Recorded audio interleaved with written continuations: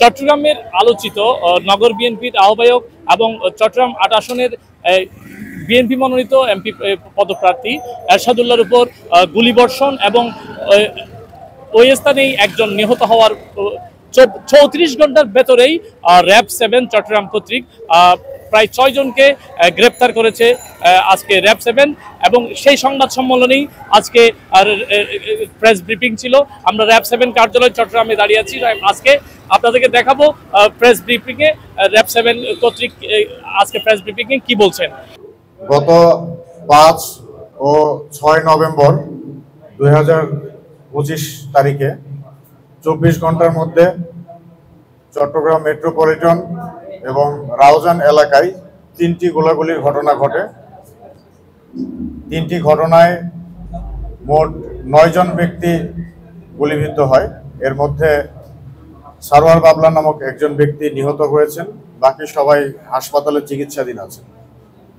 আমি একটা একটা করে ঘটনার বর্ণনা করছি। গত 5 নভেম্বর 2025 তারিখ বিকেল 5টা থেকে 5:30টার মধ্যে চট্টগ্রাম মেট্রোপলিটনের হামজারবাগ নামক এলাকায় চট্টগ্রাম 8 আসনে বিএনপির মনোনয়নপ্রাপ্ত প্রার্থী জনাব এরশাদুল্লাহ কর্তৃক গণসংযোগের সময় তার উপরে দুর্বৃত্ত কর্তৃক হামলা করা হয়। উক্ত হামলায় জনাব এরশাদ সাহেব গুলিবিদ্ধ হন এবং সারোয়ার বাবলা নামক একজন ব্যক্তি গুলিবিদ্ধ হন এবং পরবর্তীতে নিহত হন। এছাড়াও একই ঘটনায় ইরফানুল হক শান্ত এবং মোহাম্মদ সানোয়ার নামক আরও 2 জন ব্যক্তি, মোট 4 জন গুলিবিদ্ধ হন। তারা বর্তমানে হসপিটালে চিকিৎসাধীন রয়েছে। উক্ত ঘটনার প্রেক্ষিতে মামলা রুজু করা হয়েছে ভিকটিমের পরিবার কর্তৃক এবং উক্ত মামলার 8 জনকে আসামি করে মামলা করা হয়। 8 জন আসামির মধ্যে উল্লেখযোগ্য 2 জন আসামি আলাউদ্দিন এবং হেলাল, তাদেরকে গতকাল রাত্রে ঘটনার 34 ঘন্টার মধ্যে র্যাব 7 কর্তৃক গ্রেপ্তার করা হয়। একই দিনে 5 নভেম্বর 2025 তারিখে রাত আনুমানিক 11টা থেকে 11:30টার দিকে রাউজানের বাগওয়ান ইউনিয়নের চৌধুরীপাড়া এলাকায়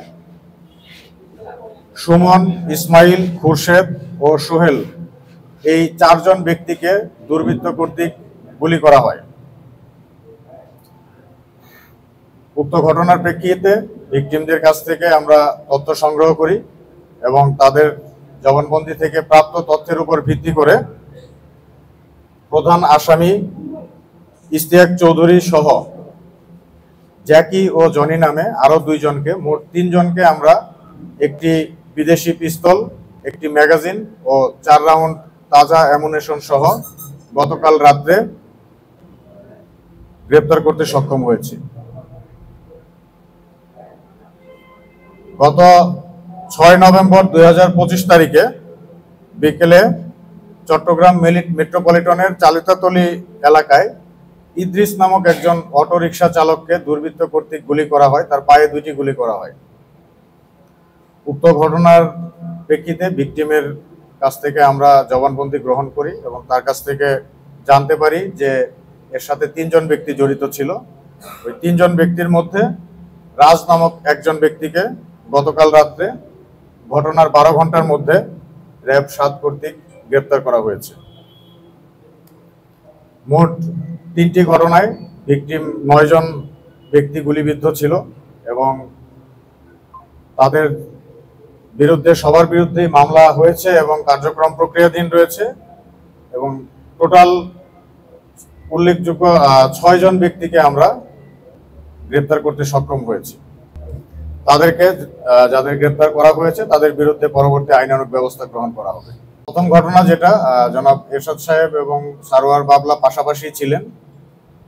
আপাত দৃষ্টিতে মনে হয়েছে যে সারোয়ার বাবলাকেই গুলিটা করা হয়েছে, যেহেতু তার ঘাড়ের মধ্যে একদম অস্ত্র ঠেকিয়ে গুলি করা হয়েছে এবং এরশাদ সাহেব খুব কাছাকাছি ছিলেন, যে কারণে তার গায়েও গুলি লেগেছে। এটা একটি পরিকল্পিতভাবে হত্যাকাণ্ড করার উদ্দেশ্যেই তারা গুলি চালিয়েছে। আর এখানে উদ্দেশ্য 2 জনই ছিল নাকি 1 জন ছিল এটা এখন পর্যন্ত পরিষ্কার নয়, এটার তদন্ত চলছে হয়তো আসামি দুজনকে, উল্লেখযোগ্য দুজন আসামিকে গ্রেপ্তার করা হয়েছে। জিজ্ঞাসাবাদ এবং পরবর্তী আসামিদেরকে ধরার জন্য আমরা চেষ্টা করছি। তাদের সবাইকে গ্রেপ্তার করতে পারলে তারপরে হয়তো তাদের মূল ইন্টেনশনটা জানা যাবে। এখানে 4 থেকে 5 জন ব্যক্তি গুলি চালিয়েছে। তো এখানে 8 জনের বিরুদ্ধে মামলা হয়েছে ভিকটিম পরিবার কর্তৃক, বাই নেম 8 জনের বিরুদ্ধে, এবং 2-3 জন অজ্ঞাতনামা দিয়ে মামলা করেছে। এই 8 জনের থেকে 2 জনকে আমরা গ্রেপ্তার করেছি, আর বাকিদেরকে গ্রেপ্তারের জন্য কার্যক্রম চলমান রয়েছে।